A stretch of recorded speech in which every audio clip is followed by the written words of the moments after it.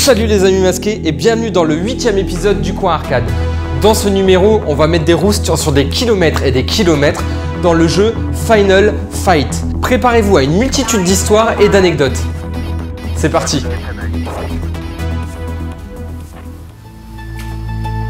Hadouken Power Geyser.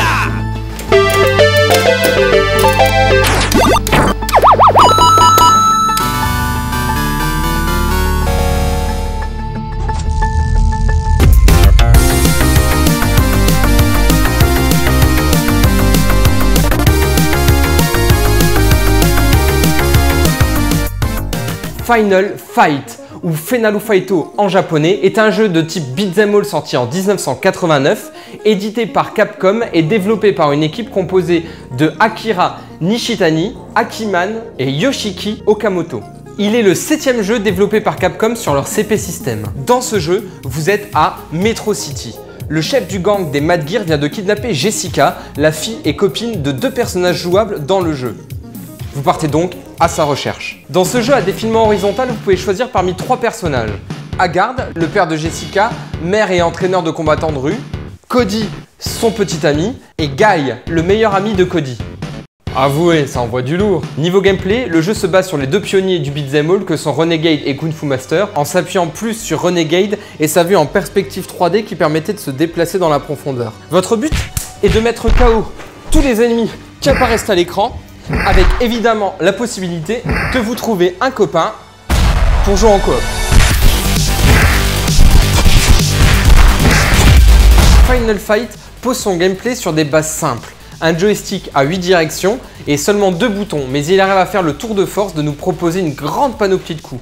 Des combos, des coups aériens, des coups spéciaux où on tournait sur nous-mêmes en tuant tout le monde aux alentours en sacrifiant un tout petit peu de vie, des ramassages d'objets, des shops, des projections, bref, complet.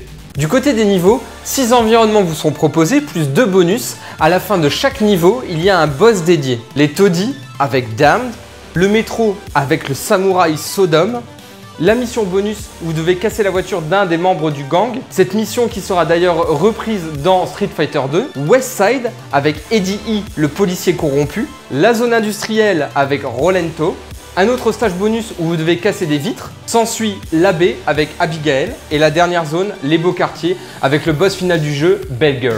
L'univers du jeu se base sur le film Street of Fire, dont une grande partie de l'équipe était fan. Et le nom Cody vient justement du personnage principal qui s'appelle Tom Cody. Il y a une grande similarité scénaristique entre le jeu et le film. Dans les deux cas, c'est l'histoire d'une fille sexy qui se fait kidnapper par un gang et son petit ami part à sa rescousse. Quant au nom du gang Mad Gear, c'est une publicité déguisée pour un ancien jeu de voiture développé en arcade par Capcom. Et ce n'est pas fini, le nom des membres du gang. Tous tirés de rockers des années 70 et 80. Axl Rose, Slash, Jane Simon, Sid Vicious, Billy Idol, Abigail, qui est le nom du deuxième album de King Diamond, dont le personnage s'inspire au niveau de son maquillage de visage, Roxy Music, Poison et Hugo Andor, qui est un autre boss important basé sur le lutteur André the Giant.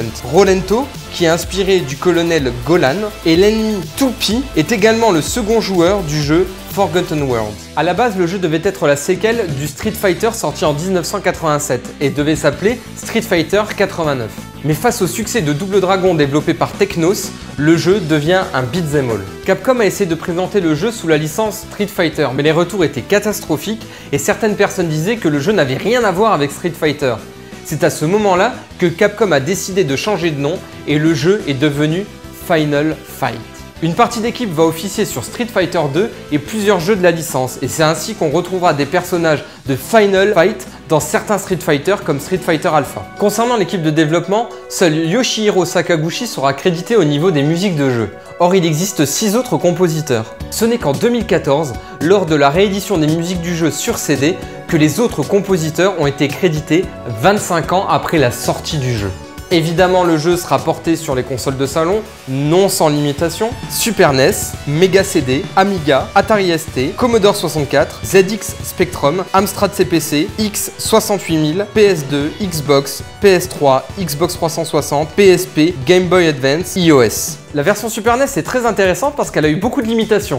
Technique tout d'abord, avec moins d'ennemis à l'écran, pas de cutscene, pas de cinématique et pas de coopération. C'était pourtant le minimum à l'époque. Puis une limitation technico-commerciale avec la suppression de Guy dans le choix des personnages jouables pour sortir finalement un jeu 2 ans plus tard où le duo Cody Haggard est remplacé par le duo Guy Haggard et ils ont appelé le jeu Final Fight Guy. Et nous finirons sur la limitation due à la censure, notamment sur le nom des personnages. Par exemple, le boss Sodom, vous imaginez bien. Des censures également au niveau de l'alcool, de la religion et aussi de la sexualité. Par exemple, les personnages de femmes de Poison et Roxy ont été remplacés par 2 hommes transgenres, Sid et Billy, pour éviter tout courroux des féministes sur le fait de frapper des femmes. Au fil du temps, cette version sera incendiée par les critiques et les joueurs. Revenons à quelque chose de plus glamour. Jessica, dans l'introduction du jeu, est ligotée à une chaise. Dans la version japonaise, elle se retrouve en soutien-gorge, alors que dans la version occidentale, américaine et européenne, elle se retrouve avec une belle coupure au montage. Les critiques, tant sur la version arcade que sur les portages consoles, excepté la version Super NES, sont excellentes et le jeu fut abondamment récompensé. Au total, 3,4 millions d'exemplaires du jeu ont été vendus. Voilà, l'épisode est terminé, j'espère qu'il vous a plu et que je vous ai appris des tonnes de choses. Partagez la vidéo sur Facebook, sur les forums, dans les maisons de retraite, faites vivre le coin arcade. Et moi je vous laisse, je sais pas ce que j'ai une envie irrépressible de tuer des nazis. Allez, salut les amis masqués.